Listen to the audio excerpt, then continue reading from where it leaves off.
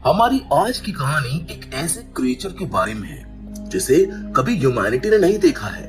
ये समुद्र की गहराइयों में रहने वाला एक बहुत ही खतरनाक जीव है, पर अगर कोई इंसान इसको समुद्र से निकालकर बाहर ले आए तो क्या होगा? क्या वो लैंड पर सरवाइव कर पाएगा? क्या वो हमारे लिए अच्छा होगा, या फिर ये आगाज है किसी आने वाली मुसीबत का?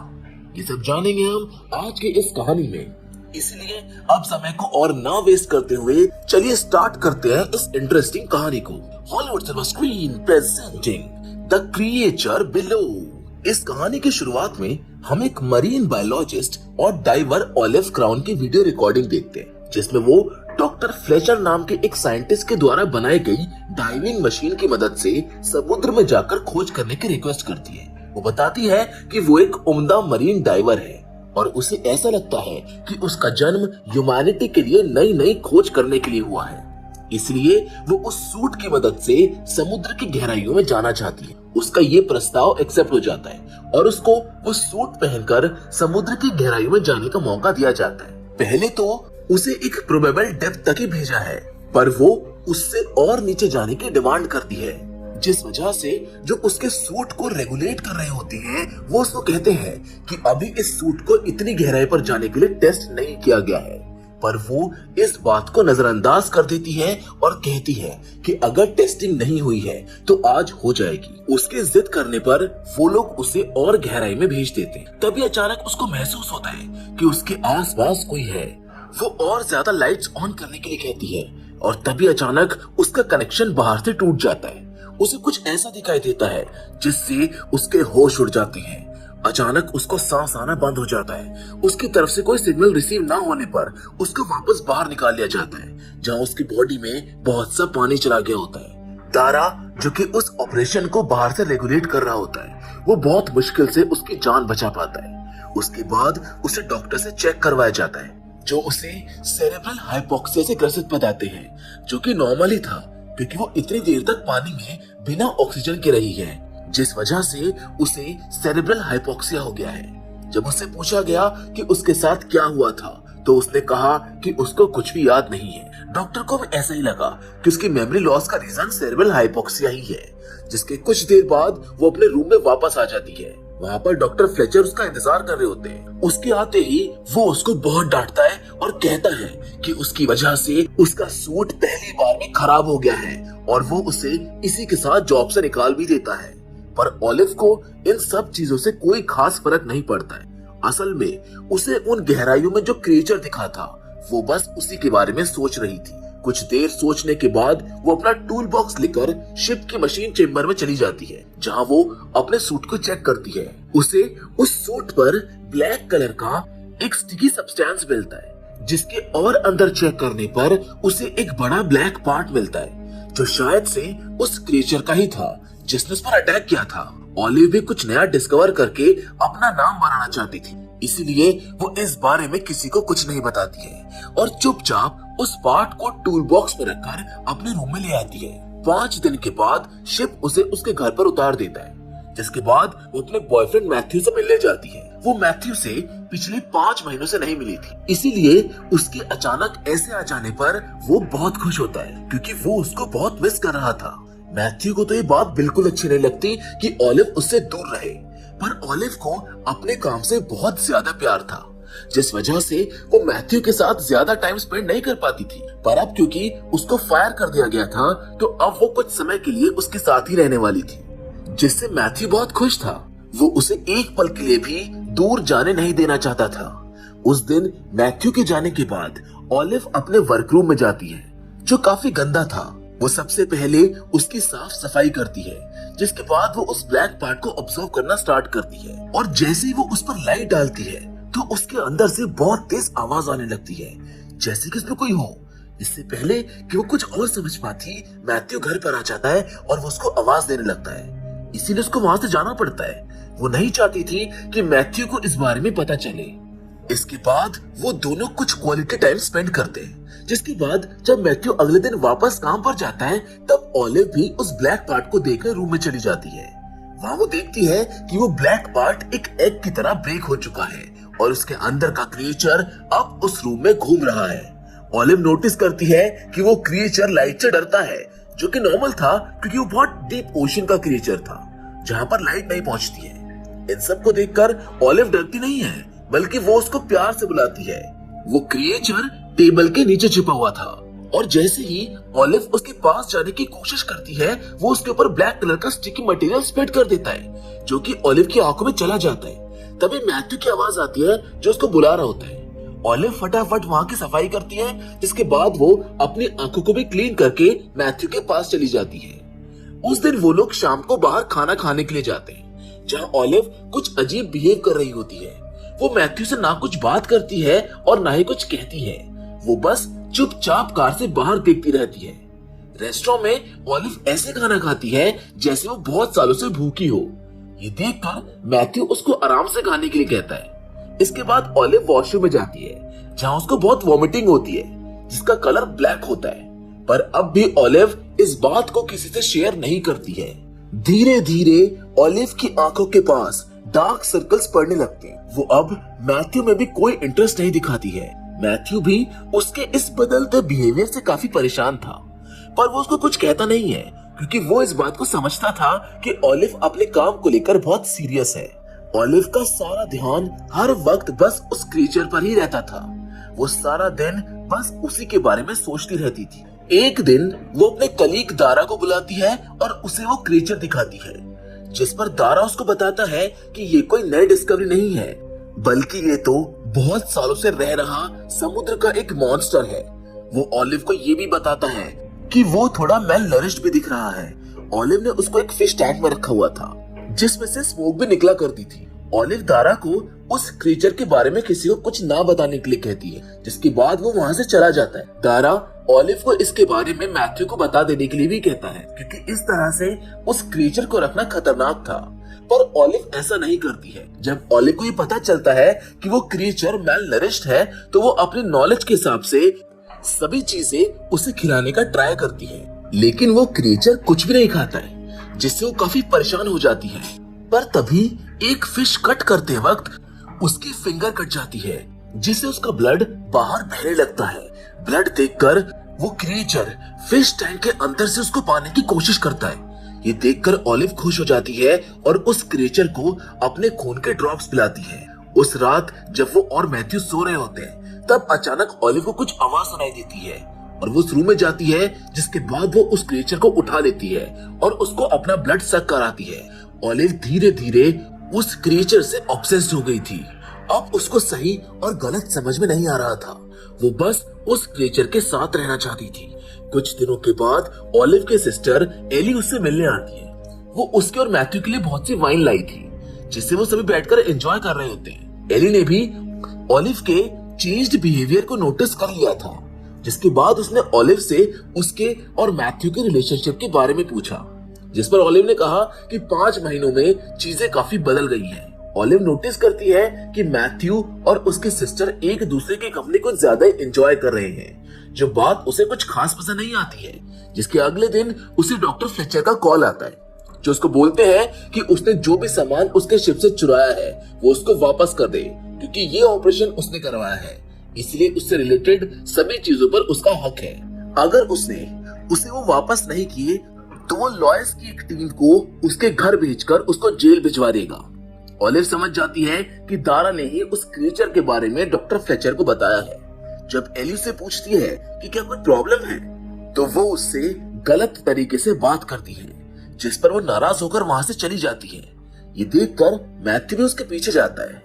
आगे ऑलिव देखती है कि वो क्रीचर फिर से भूखा हो गया है। तभी उसके माइंड में एक प्लान आता है, जिसके बाद वो सुपरमार्केट जाती है और वहां से बहुत सारा मीट ले आती है। अब ऑलिव की आंखों में भी लाइट से प्रॉब्लम होने लगी थी, इसीलिए वो सब जगह ब्लैक ग्लासेस पहनकर ही जाती थी। जब वो उस क्रिएचर को खिलाने की कोशिश करती है तो उसको नहीं खाता है।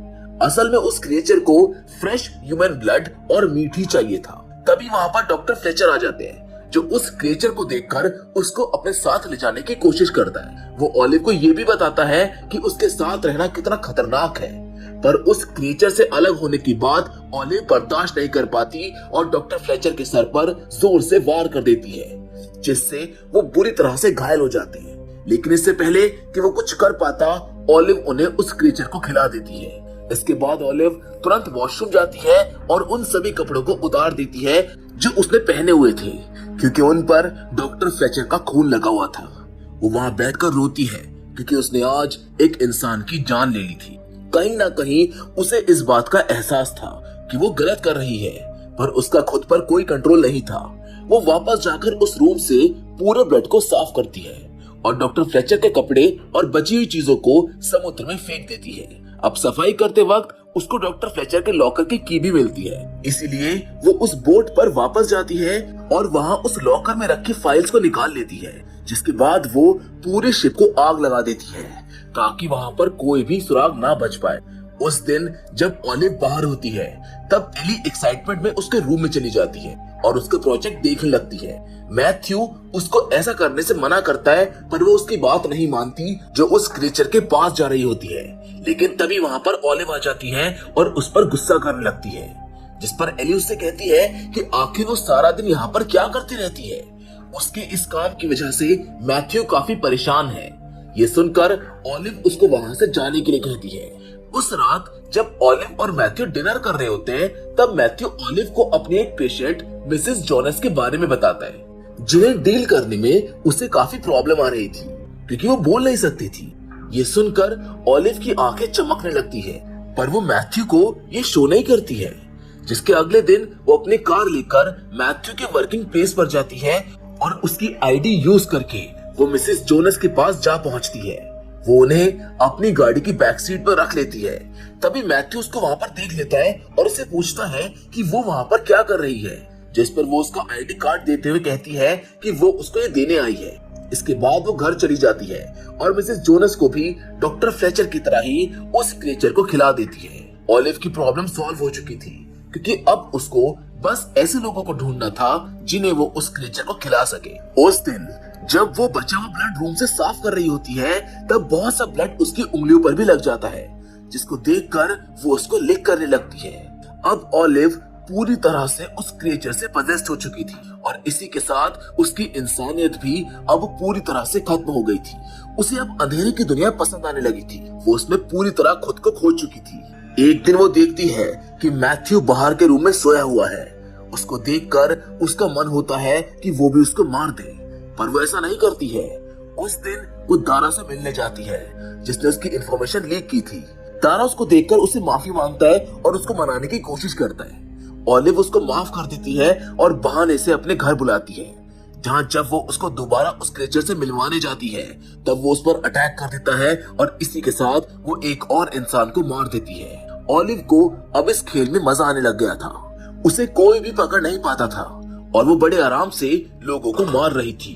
अब उसी रात एली उससे कहती है कि वो कल जा रही है, जिस पर ऑलिव कहती है कि अच्छा है, उसको भी काम करना चाहिए। तभी मैथ्यू उसको बताता है कि उसकी एक पेशेंट मिसिंग है और वो वहाँ का इंचार्ज था, इसीलिए वो उसकी जिम्मेदारी थी और अब अगर उसको कुछ हो गया तो वो उसको जॉब से भी निकाल सकते हैं। जिसके बाद एली उसको शांत कराती है और ये भी नोटिस करती है कि ऑलिव को मैथ्यू की इस हालत से कोई फर्क नहीं पड़ रहा है। जिसके अगले दिन वो अपनी सिस्टर के लिए एक लेटर लिखती है, जिसमें पहले वो उससे सॉरी बोलती है, लेकिन बाद में वो उसको फाड़ कर सिर्फ बाय लिख देती है।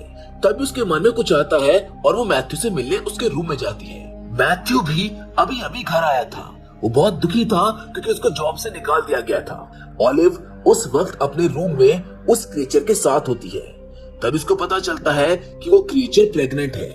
ये जानकर वो बहुत खुश होती है और एली और मैथ्यू को उसके बारे में बताने के लिए बाहर आती है, पर वो देखती है कि नीचे कोई नहीं है और उसके रूम से कुछ आवाजें आ रही हैं, जिससे वो गुस्से में अपने रूम की तरफ जाती है। वो देखती है कि मैथ्यू और एली एक दूसरे के साथ इंटीमेट हो रहे हैं, जिसके बाद वो एक टॉय से मैथ्यू को बेहोश कर देती है और एली को बालों से पकड़कर अपने रूम में ले आती है। वहाँ पर वो उसको एक बेड से बांधकर खुद बाहर आ जाती है। एली अंदर से मदद के लिए चिल्लाने लगती है, पर ऑलिव उसकी बात नहीं सुनती है। तभी वो ऑलिव का टूल बॉक्स पैर पर मारती है, जिससे वो खुल जाता है और सारे टूल्स बाहर गिर जाते हैं। इसके बाद वो एक शार्प प्लेट को पैर से उठाने की कोशिश करती है, जिससे उसका पैर कट जाता है और बहुत सा खून बाहर निकलने लगता है। वो क्रिएचर दूर से एली को देख रहा था, पर एली को अभी उसके बारे में कुछ पता नहीं होता। तभी वो अपने पैर पर लगे घाव को एक कपड़े से बांध लेती है, जिससे उसका ब्लड रुक जाता है। इसके बाद वो उस बेल्ट को उस टूल से काटने की कोशिश करती है। तभी एली अपनी साइड में आते हुए उस क्रिएचर को देख लेती है और जोर जोर से चिल्लाने लगती है, लेकिन ऑलिव गेट को बाहर से बंद कर देती है। वहीं दूसरी ओर मैथ्यू को भी होश आ गया था, जो कि ऑलिव से एली के बारे में पूछता है। ऑलिव के कुछ ना कहने पर वो उसके रूम में जाने लगता है, पर ऑलिव उसको वहां जाने से मना कर देती है। तभी ऑलिव उससे पूछती है कि क्या उसको एली से प्यार है, जिस पर वो उसको हाँ कह देता है। जिसके बाद ऑलिव उसको रूम के अंदर धक्का दे देती है, जिससे वो वहां पर गिर जाता है और तभी वो क्रिएचर उसको अपनी तरफ खींच लेता है और उसको खा जाता है। एली ये सब देखकर जोर जोर से रोने लगती है। वहीं ऑलिव ये सब सोचकर जोर जोर से हंसती है, पर उसकी आंखों से आंसू आ रहे होते हैं। आज उसने अपने लवर की भी जान ले ली थी। वहीं एली अब भी उस बेल्ट को खोलने की कोशिश कर रही थी, जिसकी अगली सुबह ऑलिव स्केचेस बना रही होती है। तभी उसको कुछ आवाजें आने लगती है। वो ऊपर जाकर देखती है तो एली उन आवाजों को निकाल रही होती है। ऑलिव उसको शांत रहने के लिए कहती है, क्योंकि उसने क्रिएचर को रेस्ट करना था। ये सुनकर एली उससे पूछती है कि आखिर ये क्या है, जिस पर वो कहती है कि वो गॉड है और वो तब तक उस पर अटैक नहीं करेगा जब तक वो उसको नहीं कहेगी। वो ये भी कहती है कि वो लोग समुद्र की गहराइयों में रहते हैं और इस बात का इंतजार कर रहे हैं कि कोई उनकी शक्तियों को जगाए, और उन्होंने मुझको चुना है। ये सब सुनकर एली कहती है कि तुम पागल हो गई हो, तुम एक खूनी हो और तुमने मैथ्यू को मार डाला है। तभी ऑलिव उस क्रिएचर के पास जाती है और एक वैसा ही ब्लैक पार्ट लेकर बाहर आती है जैसा वो समुद्र से पहले लाई थी। वो उसे अपनी गोद में लेकर खड़ी हो जाती है और तभी वो क्रिएचर रेस्टलेस होने लगता है, क्योंकि वो उसका बच्चा था। एली उसको वो वापस रख देने के लिए कहती है, पर ऑलिव को कॉन्फिडेंस था कि वो क्रिएचर उस पर अटैक नहीं करेगा। तभी वो क्रिएचर उस पर पीछे से हमला कर देता है और उसकी बॉडी के 2 टुकड़े हो जाते हैं। उसी वक्त रूम की लाइट ऑफ हो जाती है, जिससे अब वो क्रिएचर पूरे रूम में घूमने लगता है। एली के पास एक लाइटर होता है, जिसको वो जलाकर डरते हुए वहीं पर बैठी रहती है, और तभी अचानक उनका पड़ोसी उस रूम तक पहुंचकर गेट को खोल देता है। वो क्रिएचर एली के ऊपर अटैक करने ही वाला होता है, पर गेट से आती लाइट की वजह से एली बच जाती है। उसी रात उनके घर पुलिस आती है और सभी चीजों को अंडर कस्टडी में ले लिया जाता है, पर वो क्रिएचर जिसकी एली बात कर रही थी वो कहीं पर भी नहीं मिलता। इन सब के बाद एली को एक मेंटल असाइलम में भेज दिया जाता है और हम देखते हैं कि वो क्रिएचर सीवर लाइन के थ्रू कहीं जा रहा होता है। वहीं एक दिन एली टीवी पर न्यूज सुनती है कि समुद्र के किनारे बहुत से लोग अजीब तरीके से गायब हो रहे हैं, जिसको सुनकर वो तुरंत एक कार से वहां पर जाती है। समुद्र के किनारे पहुंचकर वो देखती है कि बहुत से वैसे ही ब्लैक पार्ट्स सब जगह पड़े हुए होते हैं, जिनमें से एक को एक बच्चा उठा भी लेता है, जो देखकर एली बहुत घबरा जाती है, क्योंकि वो जानती है कि वो सब उस क्रिएचर के ही बच्चे हैं। जिसके साथ वो ये भी देखती है कि बहुत से पार्ट में से तो बच्चे निकल भी रहे हैं, और तभी समुद्र में से एक बड़ा सा मॉन्स्टर बाहर निकलता है, जिसके साथ ये फिल्म यहीं पर खत्म हो जाती है। तो दोस्तों, द क्रिएचर बिलो की कहानी आपको कैसी लगी हमें कमेंट करके जरूर बताइएगा। बाकी फिलहाल आज के इस वीडियो में तो बस इतना ही, लेकिन हम फिर से जरूर मिलेंगे, और वो भी एक और नई इंटरेस्टिंग कहानी के साथ। पर हमेशा की तरह तब तक के लिए धन्यवाद।